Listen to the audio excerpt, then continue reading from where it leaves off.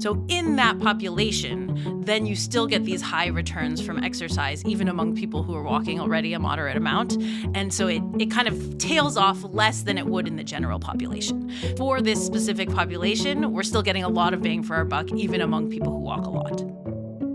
One way health policymakers can get people to exercise more is to pay them. But should we pay greater amounts to people who exercise more and smaller sums to those who do less? Welcome to the Chicago Booth Review podcast, where we bring you groundbreaking academic research in a clear and straightforward way.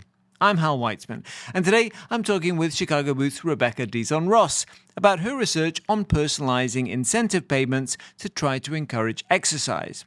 Does getting people to choose their own exercise targets and financial compensation encourage them to walk more? Rebecca Dizon Ross, welcome to the Chicago Booth Review podcast. Thank you. Delighted to be here. Well, we wanted to have you on because you've done research about personalization and exercise. So let's talk about it. I mean, at a basic level, if this isn't too silly a question to start with, why does personalizing policies make them more effective? Yeah, so the basic starting point is just that people are all different from each other, right? And so the best policy we are all individuals. Yes, exactly. The best policy to say, get me to graduate from college might have been really different than the best one to get you to graduate from college. And so as a result, policymakers can do better if instead of just giving everyone the same thing, they personalize the specific policy they're using at the individual level based on the individual's type or how they will respond to that policy. Okay. And so, but in practice, that's very challenging to do, right? So Yeah. to tell us a bit about that. Yeah, so the challenge is that people's types are generally not observable. We don't go around with it stamped on our forehead what type of person we are. And so the policymaker has to find some way to figure out what policy would be best for you or what would be best for me. The problem of ascertaining people's types will be particularly challenging if the policymaker wants to personalize a vertically differentiated program, meaning they want to give one person a more generous policy and one person a less generous policy. Because of course, then when, more generous incentives to save, for example, because then when the policymaker goes to people and asks, oh, what type of person are you? Everyone will say, oh, I'm the type of person who should get the most generous version of this policy. And so that's where it becomes really challenging because then there's this tension between what the policymaker wants, which is to give some people a more generous thing and some people a less generous thing, and what people want, which is all to get the more generous thing. Okay, so let's talk about how you put this into practice with your research and talking about getting people to exercise. Tell us how you designed an experiment to find out, what you just to tackle the issue that you just talked about and what you found out. Yeah, so we were building on a previous project where we had evaluated incentives for exercise among people with diabetes in India. And so we had given everyone a step target of 10,000 steps, and we'd paid them to meet that step target. And we encouraged them That's walking 10,000 steps daily. Yes, exactly. Okay. So we would pay them for the days that they hit that target. And so encouragingly, we saw really large impacts on exercise. And then importantly, it then led to downstream impacts on health. So people had lower blood sugar, which was our, intent from the beginning is to impact health. So that was all very promising. But the challenge was 10,000 steps was not the right target for everyone. So some people were walking almost 10,000 steps without our incentives. And so we were just wasting lots of money paying them to do what they would have done in the absence of incentives. And so it was a promising way to basically increase the cost effectiveness of the program was to personalize the target based on how much people walk. So give some people who walk a lot a higher target, people who walk not very much a lower target. But the challenge is if you are paying the same amount, then a low step target is kind of a more generous version than a high step target because it pays more for any level of walking. Because you're really paying for the value added part. Is that right? Well, so no, I'm just saying let's say I'm paying you $1 to meet a 10,000 step target versus $1 to meet a 14,000 step target. Then everyone will make weekly more money if they get have the 10,000 step target because for any level of walking, they will get paid at least as much for the 10,000 target. So that's what I mean is from a financial incentive, everyone should then want the 10,000 step target. And so it introduces that problem I was talking about before where everyone wants the low step target, but the policymaker wants to get the people who walk a lot into the high target because they can benefit more there. So that's sort of the basic problem we were trying to solve with our personalization. Okay, so then tell us how you designed the experiment, what you did. What you found. Yeah. So our main treatment, or our main way to personalize the step target in this setting, was we designed these what we call incentive compatible choice menus, or I'll just call it choice to be short. And so we were basically borrowing a strategy from what firms do when they're trying to do second-degree price discrimination is what it's called. So the idea is that firms would like to personalize the prices that they sell their goods to for consumers. They'd like to, charge more to the rich people and charge less to the poorer people, for example, so that they can sell to everybody. But the challenge is, of course, everybody wants the lowest price, and so the firm has to find some way to keep the wrong people, say the rich people, from choosing the low price option. And so they kind of find some way to degrade it. So, for example, they'll offer an early bird special where, in order to get the lower price dinner, you have to eat at 5 p.m. And so no young rich hipster is going to be caught dead eating their dinner at 5 p.m. And so they choose to go later and choose to pay a higher price.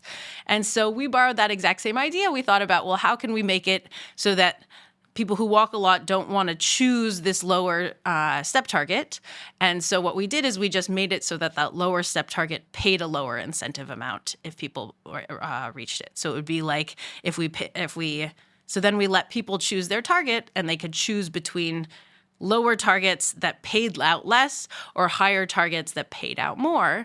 And so what we saw is that people who walk more chose the high target because it paid more, whereas people who walk less choose the lower target. And so hence we were able to get everyone in sort of the right target for them by offering this choice menu. Okay, so let the higher achievers get paid more, or the people who are already walking a lot, who would be prepared to walk a lot more, will get paid a lot more, and those who aren't walking very much normally and would do a little bit more will get a smaller amount. Exactly. The interesting thing about that is, you talk about companies wanting to charge prices. It's all controlled by them, isn't it? Like the airlines sort of traditionally have charged different prices, but they experiment trying different things, and they have all these algorithms and everything. Here it's very simple. You're letting the market decide, the individuals, what they want to do and how they want to be compensated.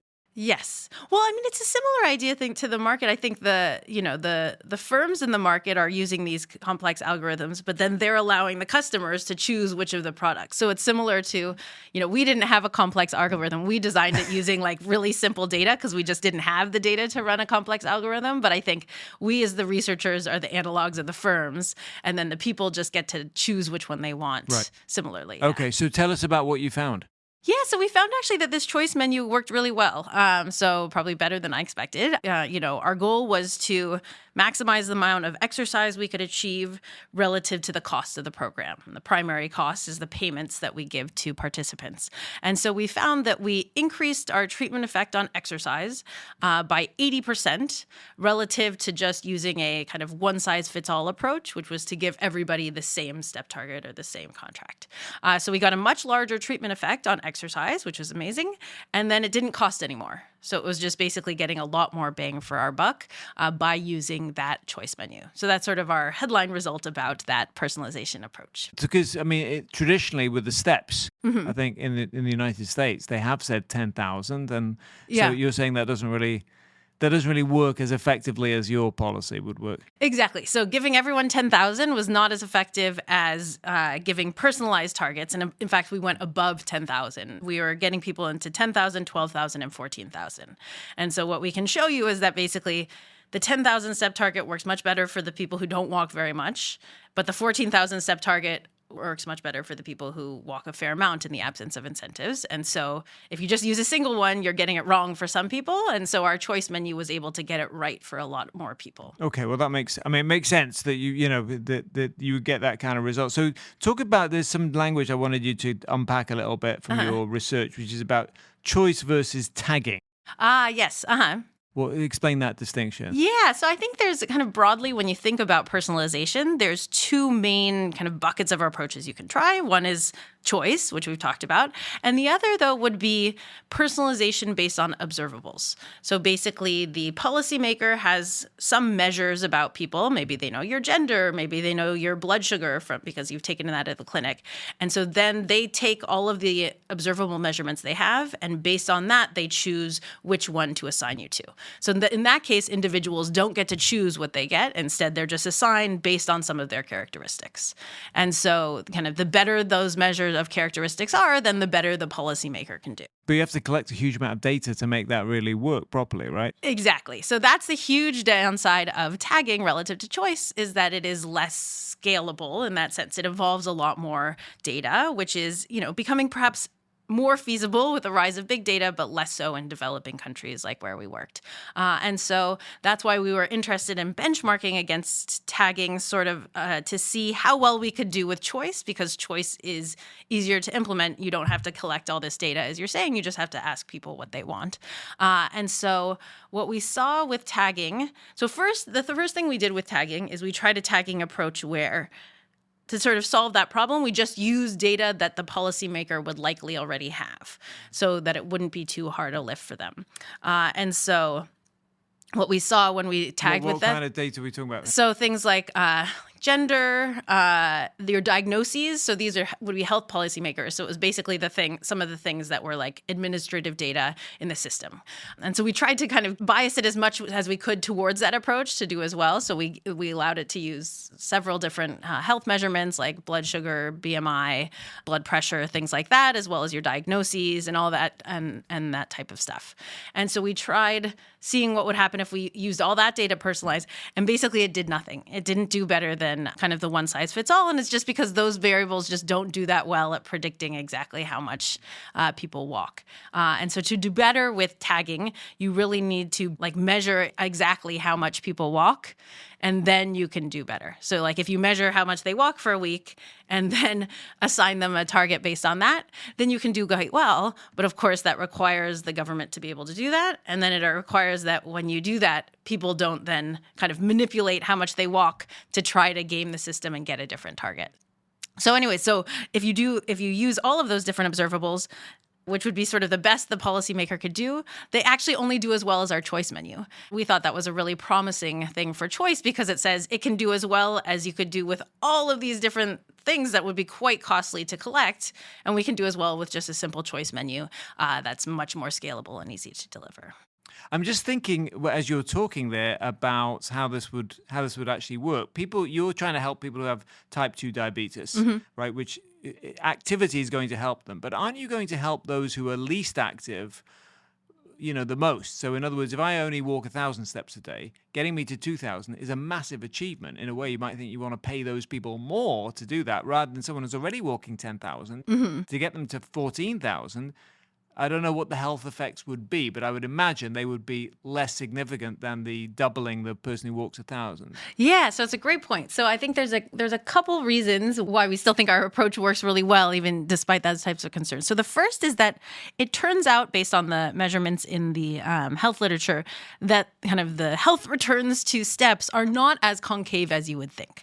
So within the range of walking that we're getting in our sample, there's not too much of a difference, at least according to the health literature, in the extra bang you get for your buck of moving someone from 10,000 to 12,000 as there is from 2,000 to 4,000. So it's a little bit less, but it's not hugely less. So first, there are still significant returns even at that top end, which is kind of surprising to me.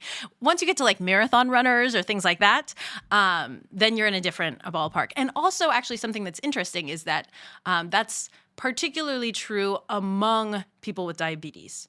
So in that population, then you still get these high returns from exercise, even among people who are walking already a moderate amount. And so it kind of tails off less than it would in the general population. So for this specific population, we're still getting a lot of bang for our buck, even among people who walk a lot. So that's one response. Yet there is still slightly more return, for the people at the low end. And so, if there was a way to perfectly, identify who is who and then design the things for them, then that would be ideal. But the problem is the policymaker just doesn't know exactly which people are which. And so, basically they can measure it, but then people can just manipulate it. So there's kind of no perfect way to screen out the people who are high walkers. So I guess it's to summarize, first, you wouldn't want to entirely screen out the high walkers because there's actually still good returns for them. And second, even if you were actually trying to do that, it would be hard. And so what we're doing is instead trying to get as much return as we can from all of the people in the sample. If you're enjoying this podcast, there's another University of Chicago podcast network show that you should check out. It's called Capital Isn't. Capital Isn't uses the latest economic thinking to zero in on the ways that capitalism is, and more often isn't, working today. From the morality of a wealth tax, to how to reboot healthcare, to who really benefits from ESG, Capital Isn't clearly explains how capitalism can go wrong and what we can do about it. Listen to Capital Isn't, part of the University of Chicago podcast network. Rebecca Dizon Ross, in the first half of the episode, we talked about your research about personalization exercise that you conducted in India and how you pay people to exercise more, and it worked. Talk about this menu of choices that you gave people, and you mentioned the term incentive compatibility, which is basically, as I understand it, offering people more money for higher targets, right, which we talked about. But how did, just dig in, tell us a little bit deeper how that influenced the choices that the participants chose, and just overall, you referred a little bit to the performance of the program overall, but tell us a bit more about your results there. Yeah, so basically, as you said, by the incentive compatible menu, we mean we made it in people's sort of best interests to choose the high target by paying more for the high target. And so because we saw these great results, it raises a question of, did we actually need to do that? Could we have just let people choose between step targets that all pay the same? The higher ones would be less generous, but people might still want them to, let's say, motivate themselves or something like that. And so maybe we could have done as well with just what we call a flat menu, which is just, choose your step target, same payment for all. And so to dig into that and figure out how important the incentive compatibility or the steep menu was, we just simply tried it. We offered people a flat menu, and we looked at the impact on the choices that they made, and then we looked at the impact on actually how much they walked. And so what we saw is that the choices were different. So we did still see some high walkers choose the highest target, even though it was kind of less generous. So it shows that the only thing that people care about is not just money. Some of them want motivation to walk. But we saw fewer people choosing the high target. And importantly, the people who stopped choosing the high target were the high walkers. So it's exactly the people we wanted to get into that high target, just many of them stopped choosing it because we didn't pay more for it. And so as a result... Jen, if this isn't too stupid a question, did they also walk less? Or did the target affect how much they walked? Yes. So we then overall saw that there was less walking. So those results are suggestive. They're not like statistically significantly different. But in terms of the numbers, the flat menu looked more like the one size fits all, like just giving everyone the same, versus our kind of incentive compatible menu. We had quite a bit more steps just taken based on the numbers. So having this graduated system does actually make a big difference. Yes, it does seem to. And a lot of it comes from... Well, yeah, so it just seems to be that some people choose the high target because they want it, and for them, we don't need to make it incentive compatible. The role of money is significant, because you're reminding me of when Fitbits came out in the United States, whatever it was, 5-6 years ago, and there was a big craze, and everyone was taking walking meetings suddenly and randomly walking around office blocks just to get their steps in. But there was no money involved. They just had the goal that they had set themselves. Exactly. In some sense, all of our program is built on the fact that money does matter, because we measure everything relative to a control group that has Fitbits, and that we say, hey, try to hit this step target. And we send them congratulatory texts when they do. So we basically show that it matters to give people money in the first place, because we see a big impact on walking when we just pay them to hit that step target instead of just telling them then. And so then what we're showing with this incentive compatible role is that it also helps to use the money in kind of strategic ways to get people to sort correctly. That's fascinating. So just saying to people, you should, you're given your age and whatever profile, you should be walking 15,000 steps a day. That doesn't help to as much as paying them to do it. Yes, there's a significant difference from paying. So everything we look at is relative to just what giving about these if I said to you, how many steps do you think you could be walking a day? How about if I just choose a target myself? Is that as powerful? I'm not entirely sure. But so I guess it would be having to choose a target combined with the payment amount, so it gets a little complicated to think about how it is. And you're thinking from the perspective of a health policymaker who's trying to use the power that they have to get people to behave in a slightly different way. Okay. Exactly. So you said earlier that you were surprised about some of these findings. What surprised you most? I was surprised by how large an impact we had without an impact on the cost. I think I was I think I was hoping for that result. Of course, when you design a study, you hope that you'll get a big impact from sorting people or from doing what you're doing. But the fact that we got sort of an 80% larger treatment effect was a very large effect. And so we were very pleasantly surprised that it worked so well to personalize. And, the reason is, first, what I was saying before, that when we use this incentive compatible menu, different people really do make different choices. So the high walkers, by and large, choose the high target. The low walkers, by and large, choose the low target. And then we can show in our results that it makes a huge difference what target you're assigned to. So for low walkers, the low target works way better. For high walkers, the high target works way better. And so because there's just these huge differences across people, it means that personalization works really well. And so I think our intuition was that all those effects were there, but we weren't sure. And it turned out that the magnitude was quite large, meaning that there's just very large differences across people, which speaks to then the value of personalization. Okay, since you published this, have you had a rush of health policymakers knocking down your door trying to get you to design experiments for them? Not yet. I'm hoping for that, Okay, but we well, haven't yet published it. So maybe, it can still happen. Okay, well, hopefully they'll be listening to this podcast and they'll come and find you. Exactly. This is fascinating. It seems to be a kind of as you say, using AI might be it's more ever more simpler way of designing these kinds of policies. But I'm interested in beyond health and the specific example that you were talking about, trying to combat diabetes. What else do you think? What are the other areas of policymaking you think this might be useful for, either public policymaking or even for companies and organizations? So companies, I think, are actually already using these principles a lot more than policymakers. And so in some sense, one of the contributions of our work is to say, hey, companies personalize the prices and the packages all the time. Policymakers should be doing something similar. But so I think it could be relevant in a broad range of policy domains. So the most direct or easy analogy is to any other programs where the government is paying people to do things that are kind of in their best interest. So there's a lot of, in developing countries, there's many incentives for attending education, conditional cash transfer programs. Many programs have kind of incentives for saving, some sort of incentive match, incentives for green technologies, things like that. And so all of those could use basically almost the same design that we did to design menus for people to choose. But then also in other domains, there's different ways to personalize where you might be designing slightly different types of choice menus. For example, unemployment insurance, you could be designing menus where people sort of trade off the duration of benefits relative to the benefit amount. And so you kind of get people into better contracts for them. Or, how would that just explain a little bit how that would work? So there would be sort of a menu where you trade off. So everyone should want a longer duration of benefits and a higher benefit amount.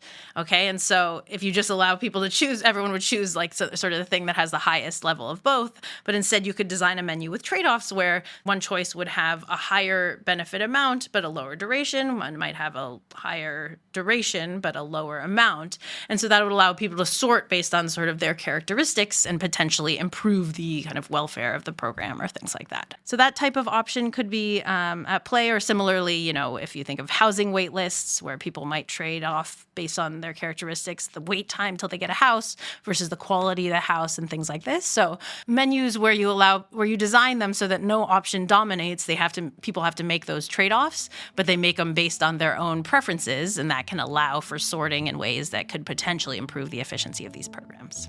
Rebecca Dizon Ross, thank you so much for coming on the Chicago Booth Review podcast. Talk about your fascinating research about personalization and exercise. I'm going to go get my steps in. Okay, wonderful. Thank you. A pleasure to be here. Thanks so much. That's it for this episode of the Chicago Booth Review podcast, part of the University of Chicago Podcast Network. For more research, analysis, and insights, visit our website at chicagobooth.edu/review.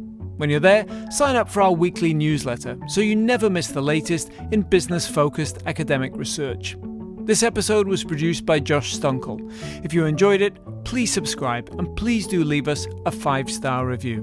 Until next time, I'm Hal Weitzman. Thanks for listening.